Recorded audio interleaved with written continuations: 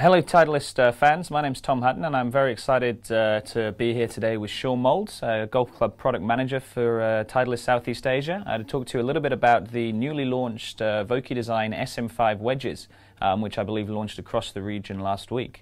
So maybe Shaun, if you just want to start by telling us a little bit more about SM5. Yeah, thanks Tom. The spin mill process, which is what SM stands for, so SM, spin milled, it's a 5th generation. And spin mill being a process, the first step in this process is a fly cut face, and this ensures the face is perfectly flat and sets the face up for the next 4 steps in the spin mill process. The second step is the machine face texture, and this is the small amount of surface roughness we see in between each groove, and this really helps put spin on the partial chip shots around the green. The next step is individually cut grooves, and we see from the spin mill the logo, the saw. This is the saw that actually cuts every groove individually on the wedge. The next step is the 100% inspection, and this is really important because it ensures that our grooves, the surface roughness, the groove edge, the width and the depth of the groove is as close to the USGA and R&A limits as possible. And that's whether it's a wedge that goes out on tour, the PGA Tour, Asian Tour, or in any of the golf shops around the world. So we're as close to the legal limits as possible. So every wedge produced goes through the same process, be it for a professional golfer or for an amateur golfer. Exactly right, yep. And the last step is some localized heat treatment, and this ensures the groove edge radius remains there for a longer period of time, so we see more consistent trajectory and spin for a longer period. Okay, excellent. So, so that's the spin mill process. So that's how, obviously, how we build the wedges. Now, spin milled SM5. You said 5th generation. So SM4 the prior generation. What are the main differences between the SM4 generation and the new SM5 wedges? Yeah, one of the main differences is the new TX3 groove that we see in SM5. And this is broken down into 2 different categories. The one groove we have for 46 through to 54, and this is slightly narrower and a little bit deeper than what we saw previously on SM4. And this we found giving us more spin, about 500 RPMs out of the rough. So the groove just helps channel away that grass and debris. So, and then the second groove we have is the 56 through to 62. And this is the same width as SM4, it's just a little bit deeper. We're seeing this larger volume due to a couple of things. The first thing is we're slowing down the cutting speed that the saw cuts the groove. And we're replacing and checking that saw more frequently now. Okay, interesting. A couple of other differences. Sure. Yep. We've got a slightly different shape with SM5, so it's a little bit shorter from heel to toe and a little bit more rounded, so it's a more compact, more balanced look, which is preferred by our PGA Tour players. Some differences in finishes. We have 3 new finishes. We have Tour Chrome, which is a little bit brighter in the back that we saw compared to SM4. And we have gold nickel and a new raw black. So the Tour Chrome and the gold nickel are both a plated wedge, and the raw black is unplated.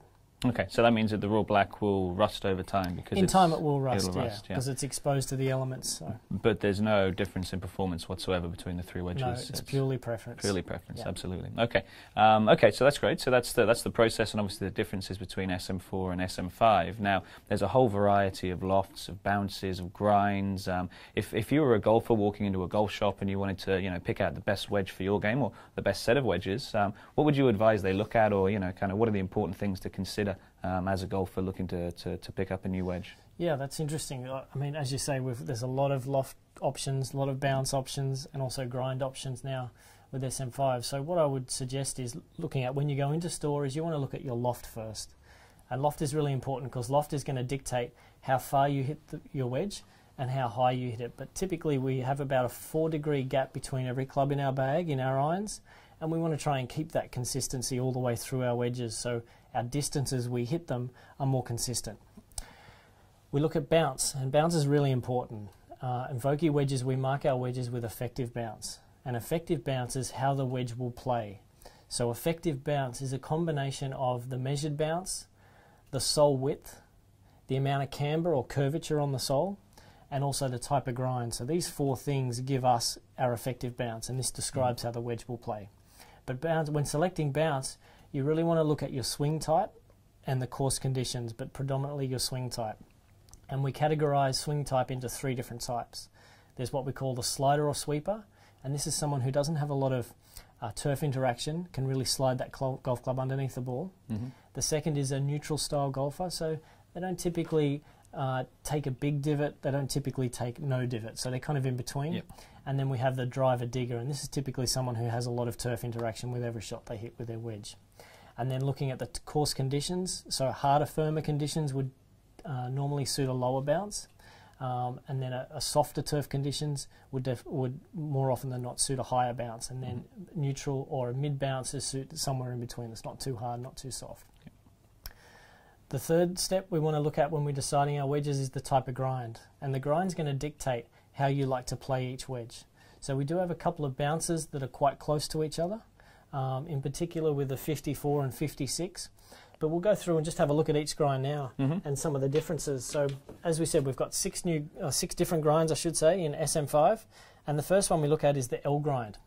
The L grind, we've got a lot of relief through the heel, the trailing edge, and also the toe of the club. And the L grind just available in the 58 and 60 and 4 degrees of bounce, so very low. So really good for that slider sweeper, someone who likes to open the club up a lot, hit those really high lofted shots and can slide that club underneath the ball. Secondly, we have the T grind. T grind, we have a lot of heel relief, the trailing edge, and also the toe relief here. And just like the L grind, it's really good for someone who likes to play the club in an open face position. But we see the T grind only available in a 6208. Okay, so 62, it's a very specialist club. They're going to suit someone who maybe struggles to get enough loft or elevation around the green, and just has a little bit more bounce than what we see in the L grind. So just in 8 degrees here. We have the F grind now. Okay, in the F grind, fairly traditional sole. Okay, you can see a lot of sole there, and a little bit of trailing edge ribbon here. So this trailing edge ribbon is just going to help the club get through the turf a little easier.